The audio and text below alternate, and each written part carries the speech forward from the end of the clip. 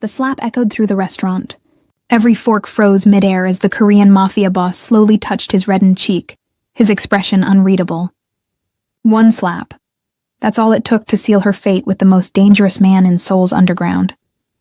As his security moved toward her, fists clenched and ready, he raised one hand, stopping his men cold, looked her dead in the eyes, and said the last 7 words anyone expected from Seoul's most ruthless kingpin.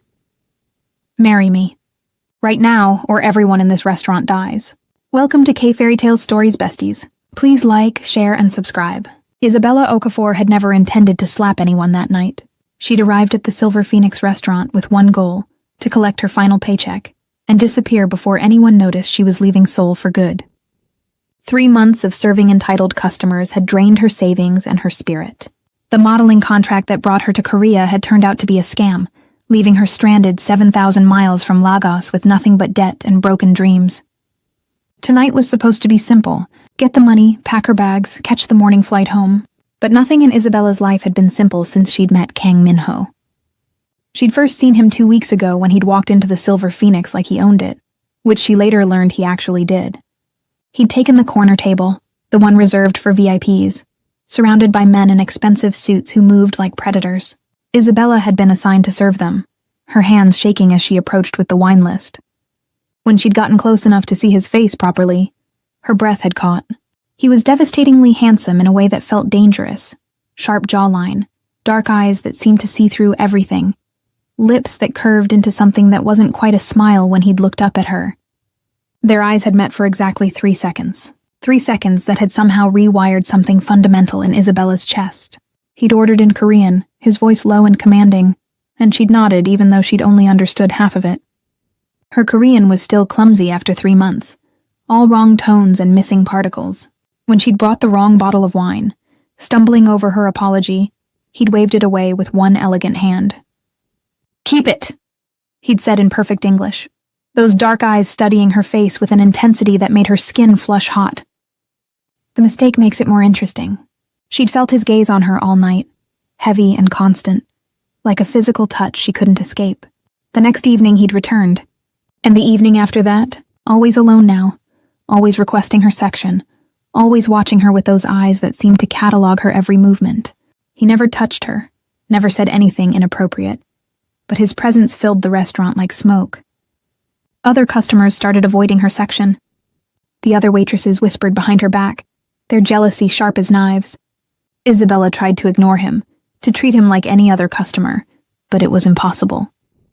Something about Kang Min-ho made her pulse race, and her hands tremble, and her body respond in ways she'd never experienced before.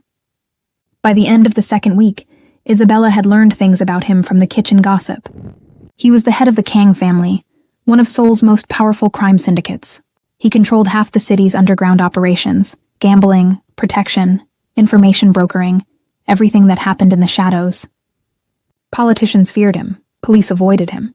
His enemies disappeared in ways that ensured no one else would challenge him. He was 32 years old, unmarried, and completely untouchable. The kind of man a smart woman stayed far away from. That night, her last night, Isabella had walked into the restaurant with her resignation already written. She'd planned to slip it to the manager and leave quietly. But fate had other plans. Kang Min-ho was there, at his usual table, with a woman draped across his lap. She was beautiful in that effortless Seoul way, designer clothes, perfect skin, the kind of beauty that came from unlimited wealth and unlimited confidence. She was kissing his neck, her hand trailing down his chest, and he was letting her. His eyes were closed, his expression almost peaceful, and something inside Isabella cracked open.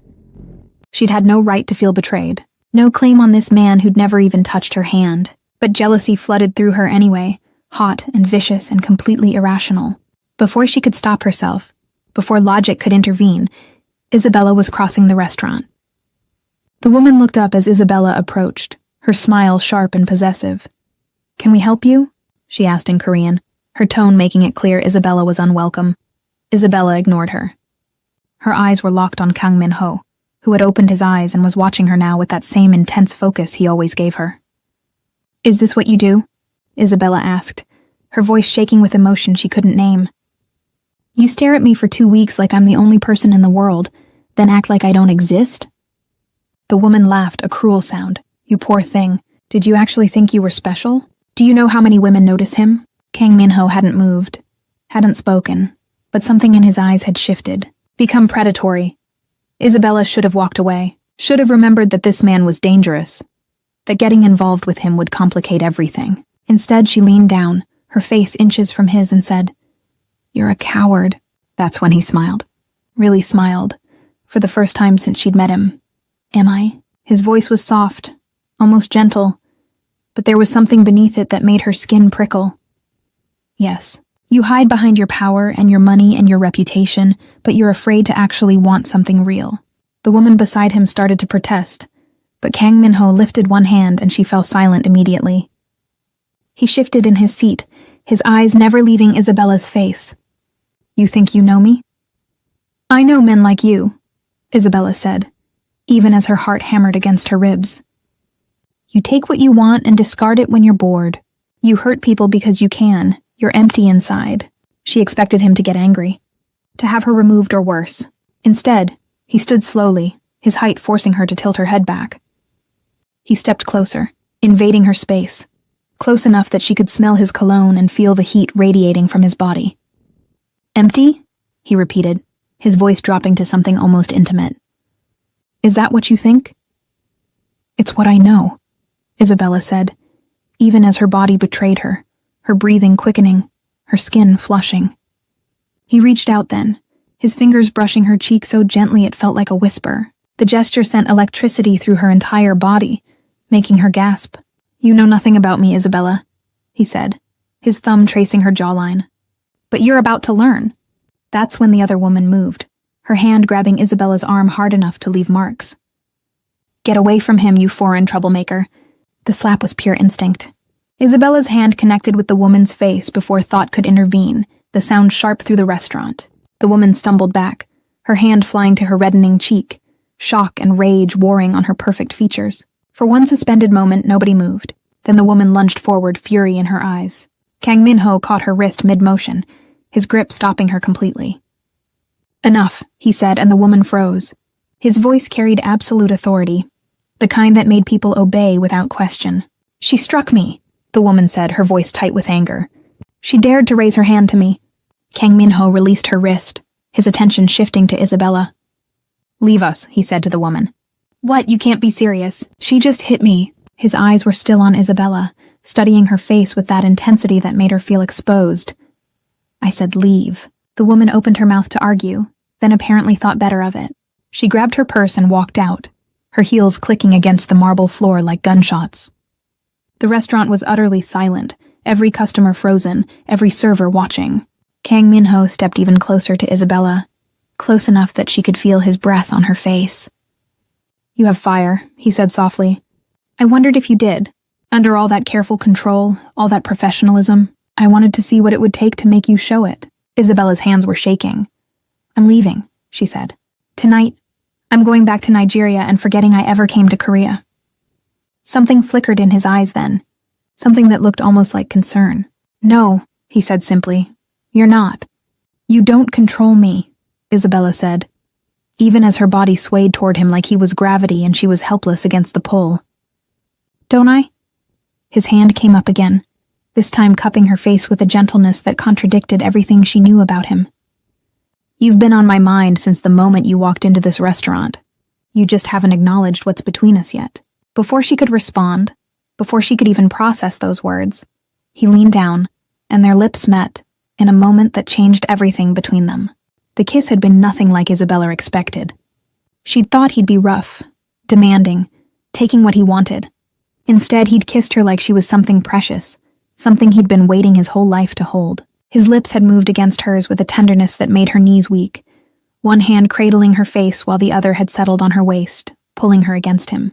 Isabella had meant to push him away, had meant to remember that this man was dangerous, that getting involved with him would ruin her life. But her body had other ideas. Her hands had fisted in his shirt, pulling him closer, and she'd kissed him back with all the frustration and desire and confusion she'd been feeling for 2 weeks. The kiss had deepened, become more urgent, his tongue sliding against hers in a way that made heat pool low in her belly. Someone in the restaurant had gasped. Someone else had whispered, Isabella hadn't cared. In that moment, Kang Min-ho was the only thing in the world. When he'd finally pulled back, both of them breathing hard, he'd rested his forehead against hers. "You're not leaving Seoul," he'd said, his voice rough with emotion. "You're not leaving me." Isabella had been about to argue when the sound of slow clapping had made them both turn. A man had been standing near the entrance, older, with silver hair and a smile that didn't reach his cold eyes. Behind him stood 6 men in black suits, their hands resting on visible weapons. The temperature in the restaurant had dropped 10 degrees. Kang Min-ho had immediately shifted, positioning his body between Isabella and the newcomer. "Park," he'd said, and there had been steel in his voice. "You're not welcome here." The older man, Park, had laughed. "Since when did the Kang family refuse hospitality?" "I'm hurt, Min-ho, truly hurt." His eyes had shifted to Isabella, and she'd felt his gaze like oil on her skin. "And who is this lovely creature, not your usual type?" Kang Min-ho's hand had found Isabella's, his grip tight and possessive. "Leave. Now." "But I came all this way to give you a message," Park had said, his smile widening. "The council has made a decision. Your little empire is growing too large. You're becoming a problem that needs to be solved." The men behind him had moved forward, hands reaching for their weapons. Kang Min-ho had moved faster. One moment he'd been beside Isabella, the next he'd somehow crossed the distance and had Park by the throat, lifting him slightly off the ground. The older man's guards had frozen, clearly shocked by the speed and violence. "Touch her and you die," Kang Min-ho had said quietly. "Look at her and you die. Breathe the same air as her, and I will burn everything you love to the ground." Park had choked, his face reddening, his hands clawing at Kang Min-ho's grip. "You're making a mistake," he'd gasped. "She's a weakness." Kang Min-ho had leaned closer, his voice dropping to something that made Isabella's blood run cold. "She's mine, and I protect what's mine." He'd released Park then, letting him stumble backward into his guards. "Tell the council I'm done playing by their rules. If they want war, I'll give them war, but they'll lose." Park had rubbed his throat, his eyes filled with rage, and something that might have been respect. "You've signed both your death warrants," he'd said, looking between Kang Min-ho and Isabella. Then he gestured to his men and they'd left, melting into the night like shadows. The restaurant had remained silent for exactly 5 seconds. Then chaos had erupted. Customers had scrambled for the exits, servers had fled to the kitchen, and within moments the Silver Phoenix had emptied completely. Only Isabella and Kang Min-ho remained, standing in the center of the abandoned restaurant. Isabella's entire body had been shaking. "What just happened?" she'd asked. "What did you do?" Kang Min-ho had turned to her, and for the first time since she'd met him, she'd seen fear in his eyes. Not for himself, but for her. "I made a choice," he'd said. "I chose you over everything else. My position, my power, my safety." He'd crossed back to her, his hands settling on her shoulders. "That man was Park Do-jin, head of the Northern Syndicate. He came here to kill me. To send a message to the other families that the Kang Empire is vulnerable. I should have negotiated. Should have played politics. Instead, I threatened him publicly, made it clear that I'm willing to start a war. Isabella had felt dizzy. Because of me? You barely know me." "I know enough," Kang Min-ho had said, his thumbs stroking her collarbones through her uniform. "I know you're brave enough to slap someone who disrespected you. I know you're strong enough to come to a foreign country alone. I know you have fire in your soul that matches the fire in mine. I know that for 2 weeks I haven't been able to think about anything except what it would be like to make you mine." His forehead had touched hers again. "And I know that I'm not letting you go. Not now, not ever. You're insane," Isabella had whispered. "Completely insane. You can't start a war over someone you met 2 weeks ago." His smile had been sharp, dangerous. "Watch me." That's when the second slap had happened. Isabella had struck him across the face with all the strength she had, the sound echoing through the empty restaurant. His head had snapped to the side, and when he'd turned back to her, there had been a red mark blooming on his cheek. Everyone in Seoul would later hear about this moment. How Isabella Okafor, a foreign waitress with nothing to her name, had slapped Kang Min-ho twice in one night and lived to tell about it. "You don't get to decide my life," Isabella had said, her voice shaking with rage and fear, and something deeper she refused to name. "You don't get to drag me into your world and your wars and your violence. I didn't ask for any of this." Kang Min-ho had touched his reddening cheek, and to her shock, he'd laughed. Really laughed, a sound full of genuine amusement. "No, you didn't," he'd agreed. But you're in it now whether you asked for it or not. Park saw you with me. He knows I care about you.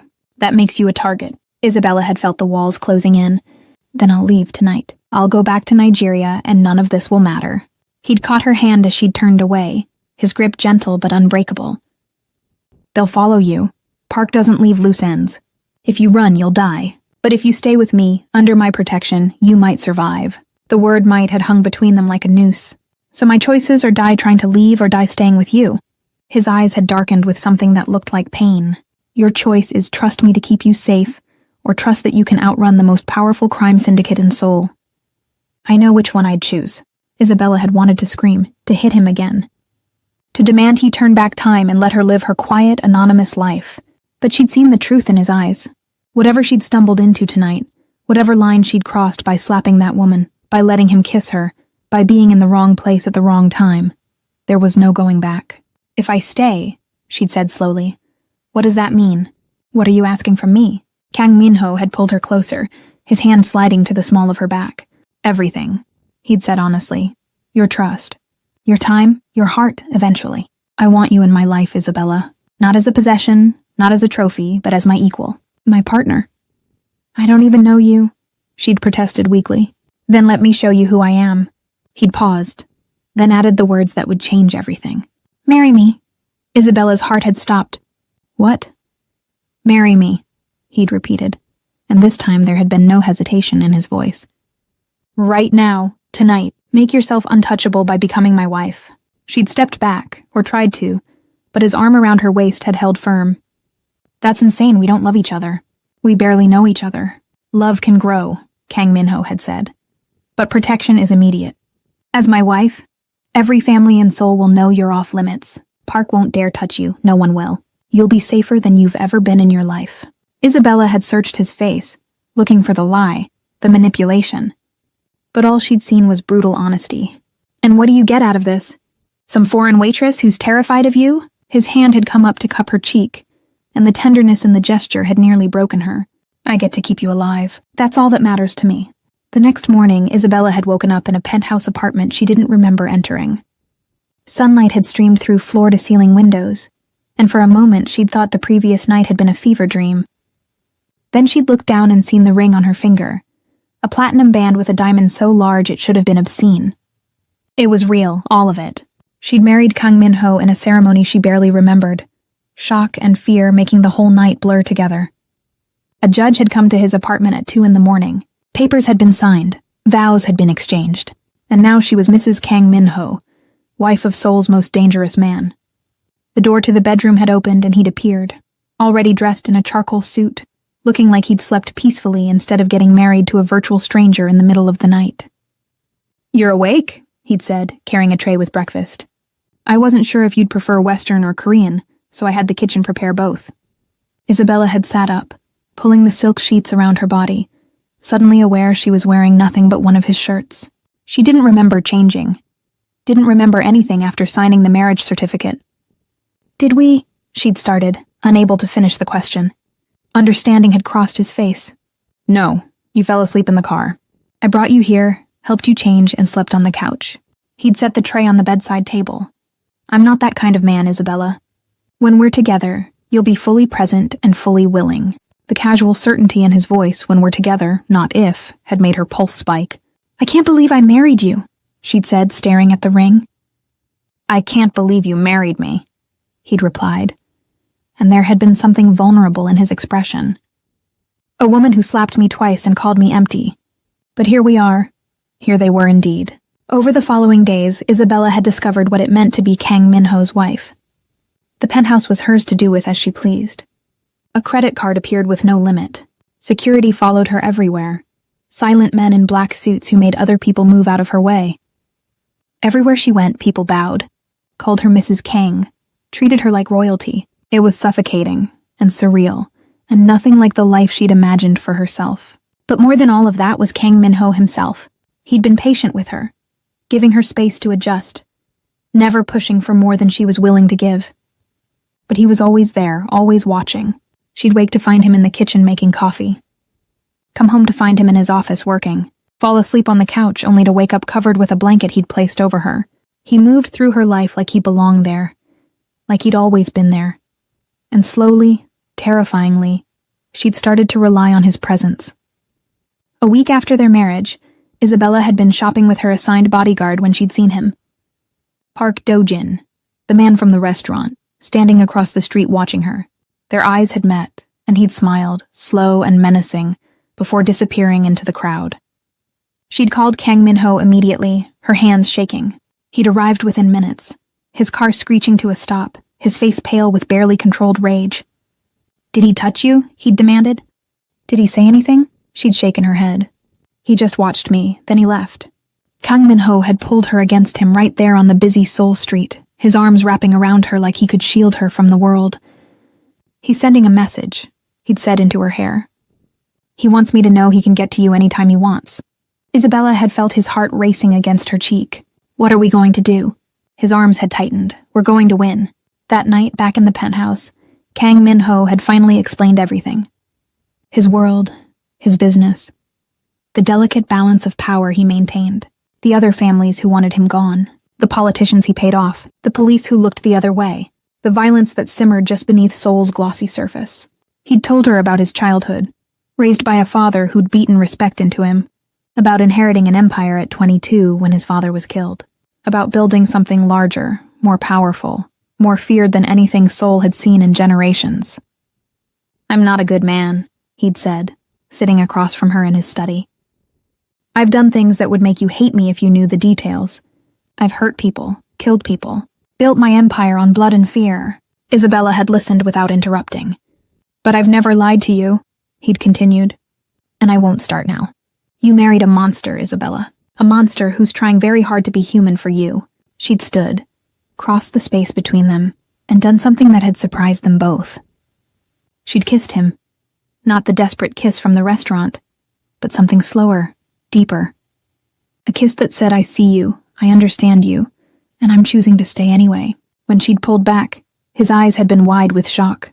"I'm not leaving," Isabella had said. "Not because I'm trapped, but because I'm choosing this. Choosing you, even knowing what you are." Something in his expression had cracked open. "Why?" he'd asked, his voice rough. "Because somewhere under the monster is a man who saved me," she'd said. "A man who hasn't touched me even though we're married. A man who makes sure I eat breakfast and covers me with blankets and looks at me like I'm the most important thing in his world. That man is worth fighting for." Kang Min-ho had stood, pulling her against him. "I don't deserve you." "Probably not," she'd agreed. "But you're stuck with me now." He'd laughed against her hair. Then he'd scooped her up like she weighed nothing and carried her to his bedroom, to their bedroom. And for the first time since their wedding night, they'd shared that space not as strangers, but as something more, something fragile and new and terrifying. Their bodies had come together with a tenderness that had shocked her. His hands reverent on her skin, his lips mapping every curve like he was memorizing her. And when it was over, when they lay tangled together in sheets that smelled of him and now her too, Isabella had felt something shift in her chest, something that might eventually become love. The next morning, Isabella had woken alone in the massive bed, panic clawing at her chest. The sheets beside her were cold, like he'd been gone for hours. All her fears had come flooding back. He'd gotten what he wanted, and now he was done with her. She'd been a novelty, nothing more. She'd wrapped herself in his shirt, and been halfway to the door when she'd heard voices in the living room. Male voices, angry and urgent. She'd crept closer, pressing herself against the wall. "You can't be serious about this," someone had been saying in Korean. "She's nobody. A foreign waitress you knew for 2 weeks. This marriage is a liability." Kang Min-ho's voice had cut through, cold as winter. "My marriage is none of your concern, Hyun-woo." The other man, Hyun-woo, had laughed bitterly. "None of my concern? I'm your second in command. Your decisions affect all of us. This woman has made you weak. Park is already circling, waiting for you to make a mistake." "I haven't made a mistake," Kang Min-ho had said, but there had been something in his tone that made Isabella's heart clench. "Haven't you? You threatened Park Do-jin, head of the Northern Syndicate, over some girl. You married her within hours. You're so obsessed with protecting her that you're neglecting everything else. The shipments from Busan are delayed. The negotiations with the Yakuza are falling apart. And why? Because you're playing house with a woman who doesn't belong in our world." Isabella had pressed her hand to her mouth, fighting back the tears. Every word had been a knife. Every accusation had fed the voice in her head that said she was a burden, that Kang Min-ho would regret saving her. "Get out," Kang Min-ho had said quietly. "What?" I said, "Get out. You're dismissed from my service, effective immediately." The shock in Hyunwoo's voice had been palpable. "You can't mean that. I've been with you for 10 years. And in those 10 years, you've never questioned my decisions. Until now." Kang Min-ho's voice had grown softer, more dangerous. "My wife is not a topic for discussion. She's not a weakness. She's the only thing in my life that's real. If you can't respect that, you have no place in my organization." The sound of footsteps, then the door slamming. Isabella had stood frozen, processing what she'd just heard. Then Kang Min-ho had appeared in the hallway, still in his dress shirt from the night before, his hair disheveled. His eyes had found hers immediately. "How much did you hear?" he'd asked. "Enough," Isabella had whispered. "Enough to know that I'm destroying your life." He'd crossed to her in 3 strides, his hands framing her face. "You heard wrong. You're not destroying anything. You're the first thing I've ever wanted more than power." His thumbs had wiped away tears she hadn't realized were falling. Hyunwoo was right about one thing, though. "I am obsessed with you. Completely, dangerously. I can't think about anything else." "Maybe you should," Isabella had said, even as her body had swayed toward him. Maybe this was a mistake. His grip had tightened fractionally. Don't you dare try to leave me now. Not after last night. Not after I've finally had you." The raw possessiveness in his voice had sent heat flooding through her. "I'm not leaving. But maybe I should stay somewhere else for a while. Let you focus on your business." "No." The word had been absolute. "You stay here with me, in my bed, where you belong." He'd leaned down, his lips brushing hers. "I don't care if the whole world burns down around us. You're mine, Isabella, and I'm keeping you." She'd kissed him then, pouring all her fear and confusion and desperate hope into it. His response had been immediate and overwhelming, lifting her against him, her legs wrapping around his waist as he'd carried her back to the bedroom. And this time, when they'd come together, there had been a desperation to it, like they were both trying to prove something, that this was real, that they could survive whatever was coming. By the end of the week, things had started to unravel. First, there was the incident at the charity gala. Kang Min-ho had insisted Isabella accompany him to a fundraiser for a children's hospital, one of the legitimate fronts that kept his business respectable. She'd worn a dress he'd had made for her, emerald green silk that clung to her curves and made her dark skin glow.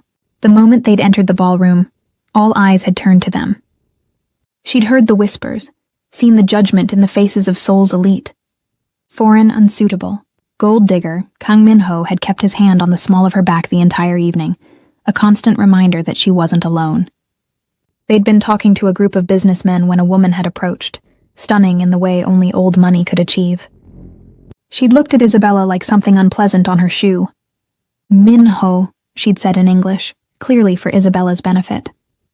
"I heard you'd gotten married." I didn't believe it until now. Her smile had been all teeth. How unexpected. "Ji-won," Kang Min-ho had replied, his voice carefully neutral. "This is my wife, Isabella." Ji-won had extended a hand, her grip when Isabella took it just slightly too tight. "Charming, tell me, how did you two meet? I'm sure it's a fascinating story." The malice beneath her pleasant tone had been obvious. Isabella had felt Kang Min-ho tense beside her. "We met at a restaurant," Isabella had said, keeping her voice steady. "Sometimes the best things happen when you least expect them." Ji-won's smile had sharpened. "A restaurant? How romantic. And what did you do there? Were you dining?" The implication had been clear. Isabella had felt her face flush hot.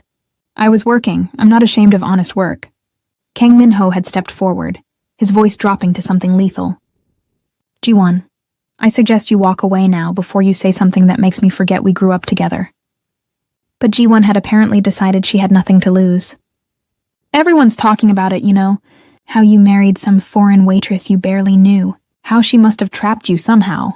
How it's only a matter of time before you come to your senses and annul this ridiculous marriage." Isabella had felt the words like physical blows. Before Kang Min-ho could respond, before she could even think, Isabella had stepped forward. "You're right," she'd said clearly, loud enough that the conversations around them had stopped. "I did trap him. With my devastating wit, my incredible cooking skills, and my ability to see through the bullshit that people like you wrap yourselves in." The ballroom had gone silent. "I may be foreign, I may have been a waitress, but at least I'm honest about who I am. Can you say the same?" Isabella had turned to Kang Min-ho. "I'd like to leave now." He'd looked at her with something like awe in his eyes. Then he'd taken her hand, and they'd walked out together, leaving Seoul's elite staring after them in shock. In the car, Kang Min-ho had pulled her onto his lap, kissing her so deeply she'd forgotten how to breathe. "That was incredible," he'd said against her lips. "You were incredible. I probably just made things worse for you," Isabella had said. But she'd been smiling. "I don't care, did you see her face?" He'd laughed, actually laughed, and the sound had been beautiful. "I love you." The words had fallen into the space between them like stones into still water. Isabella had gone very still. "What?" Kang Min-ho's expression had shifted, becoming vulnerable in a way she'd never seen. "I love you, I know it's fast. I know we barely know each other, but I've never felt like this about anyone. You make me want to be better. You make me feel human." Isabella had touched his face, her thumb tracing his cheekbone. "I think I love you too," she'd whispered, "which is absolutely insane because you're a criminal, and my life has become a Korean drama, and I should definitely know better." His smile had been brilliant, but you don't. "But I don't," she'd agreed. And then they'd stopped talking entirely, lost in each other as the car had driven through Seoul's glittering streets. The attack had come 3 days later. Isabella had been shopping, surrounded by security as always, when the black vans had appeared. Men with guns had poured out before anyone could react. Her bodyguards had tried to protect her, but they'd been outnumbered. She'd seen 2 of them go down, blood spreading across the sidewalk, before rough hands had grabbed her.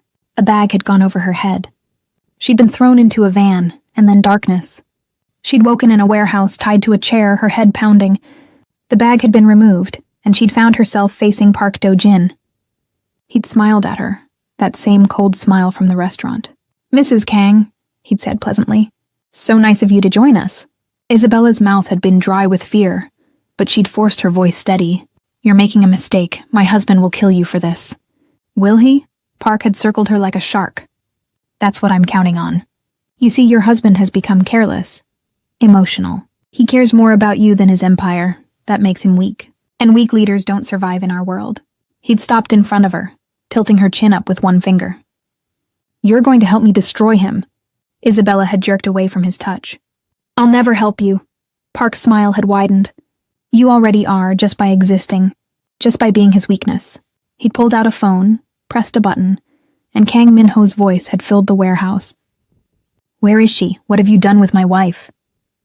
The desperation in his voice had made Isabella's heart clench. Park had held the phone closer to Isabella. "Say hello to your husband, Mrs. Kang." Isabella had met Park's eyes. "Don't come for me," she'd said clearly. "It's a trap. He wants you to act emotionally. Don't give him what he wants." There had been silence on the other end of the line. Then Kang Min-ho had spoken, and his voice had been something Isabella had never heard before. "Pure distilled fury, Park Do-jin. I'm going to give you one chance. Let her go now, unharmed, and I'll kill you quickly. But if you hurt her, if you so much as bruise her skin, I will make you beg for death for days before I grant it." Park had laughed. Big words. "But you're not in a position to make threats. I have something you want. The question is, what are you willing to trade for it?" There had been a pause. "Everything," Kang Min-ho had said simply. "My territory, my operations, my money, all of it. Just let her go." Isabella's eyes had widened. "No," she'd said urgently. "Don't you dare. Don't give up everything for me." But Kang Min-ho hadn't been listening. "Tell me where she is. I'll come alone. We'll make the exchange." Park had smiled with satisfaction. "Now that's more like it. I'll send you the address. You have 2 hours. Come alone or she dies." He'd ended the call. Isabella had struggled against her restraints. "You can't let him do this. It's exactly what Park wants. He'll take everything and kill us both." "Your husband is smarter than you think," Park had said. "But love makes even smart men stupid. He'll come. And when he does, I'll have everything I've ever wanted." The 2 hours had felt like 2 years. Isabella had been moved to a different location, an abandoned factory on the outskirts of Seoul. More men had arrived. Heavy weapons had been positioned. It was clear Park wasn't taking any chances. Whatever he had planned, he expected it to be bloody. When Kang Min-ho had finally arrived, he'd been alone as promised. No security, no weapons that Isabella could see. Just him, walking into the factory like he was walking into his own home. He'd looked at her first, his eyes cataloging every detail, making sure she was unharmed. Then his gaze had shifted to Park. "Let her go, I'm here. Make the trade." Park had gestured and two men had cut Isabella's bonds.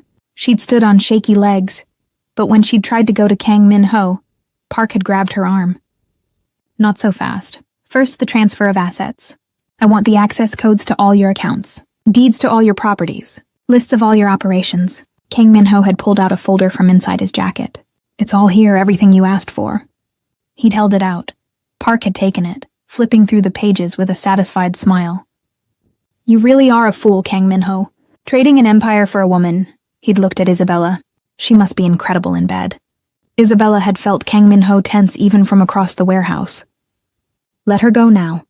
Park had released Isabella's arm, pushing her forward. She'd stumbled toward Kang Min-ho, and his arms had come around her immediately, holding her so tight she could barely breathe. I've got you, he'd whispered. You're safe, I've got you. That's when Park had pulled out a gun. Did you really think I'd let you both walk away? But Kang Min-ho had smiled, actually smiled. Did you really think I'd give you my empire without a backup plan? The lights in the factory had suddenly gone out. In the darkness, gunfire had erupted. Isabella had felt Kang Min-ho pull her down, his body covering hers, protecting her from the chaos. She'd heard shouting in Korean, screams, the sound of running feet. Then, as suddenly as it had started, silence. The lights had come back on. Park's men were on the ground, unconscious or worse. Kang Min-ho's people had emerged from the shadows, dozens of them, armed and efficient. And standing over Park Do-jin, who was on his knees with a gun to his head, was Hyun-woo. You were right, Kang Min-ho had said to Park conversationally. Love does make men do stupid things. But you made a mistake. You assumed I'd come alone. You assumed I'd sacrifice everything for her. He'd stood pulling Isabella up with him. What I actually did was use you. Use your predictability, use your arrogance. While you were focused on me, my people were taking over every single one of your operations. The folder I gave you, fake, completely worthless, but your men believed it was real. So when I showed up, they thought you'd won. Park's face had gone white with rage. You bastard. I am, Kang Min-ho had agreed. But I'm a bastard who's still standing. And you're not. He'd looked at Hyun-woo. Finish it. But before Hyun-woo could pull the trigger, Isabella had stepped forward. Wait. Everyone had turned to look at her. Let him live, she'd said. Kang Min-ho's expression had been shocked. Isabella, he kidnapped you. He was going to kill us both. I know, but if you kill him, you're no better than he is. You told me you wanted to be human for me. Humans show mercy. She'd met Park's eyes. Exile him, strip him of everything. But let him live with the knowledge that he lost. Kang Min-ho had been silent for a long moment. Then he'd nodded to Hyun-woo. You heard my wife exile. Make sure everyone knows what happens when you threaten the Kang family. That night, back in their penthouse, Isabella had finally broken down. All the fear, all the adrenaline, all the terror she'd been holding back had come flooding out in racking sobs. Kang Min-ho had held her through it, his hands gentle on her back, his voice murmuring comfort in Korean and English. I'm sorry, he'd said over and over. I'm so sorry. I should have protected you better. You did protect me, Isabella had said when she could finally speak. You came for me. You were willing to give up everything. His hand had cupped her face. I would have, without hesitation, without regret. You're worth more than any empire. She'd kissed him then, desperate and needy, wanting to feel alive after coming so close to death. They'd come together with an urgency that spoke of how close they'd come to losing each other, and afterward, tangled in sheets that smelled of both of them, Isabella had finally said the words without reservation. I love you completely, terrifyingly, forever. Kang Min-ho had looked at her like she'd given him the world. Marry me again, he'd said. What? Marry me again, properly this time. Not in the middle of the night because we're both terrified, but because we choose each other. Because we love each other. Because I want the whole world to know you're mine. Isabella had smiled through fresh tears. We're already married. Then marry me again anyway. He'd kissed her forehead, her cheeks, her lips. Let me give you the wedding you deserved. Let me show you off. Let me make promises to you when we're both certain of what they mean. How could she say no to that? 3 months later, they'd been married again in a ceremony that had been simultaneously traditional and completely unconventional. Isabella had worn both a white Western gown and a traditional Korean hanbok, switching between them throughout the day. Her mother had flown in from Lagos, crying through the entire ceremony. Kang Min-ho's family, what was left of them, had attended with expressions ranging from resigned to actually pleased. But the most important moment had come when they'd been alone, after all the guests had left, standing on the balcony of their penthouse watching Seoul spread out beneath them. "I never thought I'd have this," Kang Minho had said quietly. "A wife, a family, something real." Isabella had laced her fingers through his. "You have it now, and I'm not going anywhere." 6 months after that, Isabella had taken a pregnancy test with shaking hands. When it had shown positive, she'd been terrified and thrilled in equal measure. She'd told Kang Minho over dinner, just blurting it out because she'd never been good at subtlety. He'd gone very still. Then he'd stood, crossed to her, dropped to his knees, and pressed his face against her stomach. She'd felt him trembling. When he'd looked up, there had been tears in his eyes. "Thank you," he'd said hoarsely. "Thank you for giving me everything I never knew I needed." Their daughter had been born on a spring morning, all dark curls and golden skin and a cry that had seemed far too loud for something so small. Kang Minho had held her with a reverence that had made Isabella's heart ache, this dangerous man reduced to trembling awe by 7 pounds of infant. "She's perfect," he'd whispered. "You're both perfect." And as Isabella had watched her husband, the man who'd threatened to kill for her, who'd given up an empire for her, who'd chosen love over power again and again, hold their daughter like she was made of spun glass, she'd known that everything had been worth it. Every moment of fear, every moment of doubt, every terrifying second of their journey together had led to this, to their family, to their future. To love that had conquered everything thrown against it. Years later, when people asked Isabella about her love story, about how she'd ended up married to one of Seoul's most powerful men, she always smiled and said the same thing. "I slapped him twice, and somehow that was exactly what we both needed."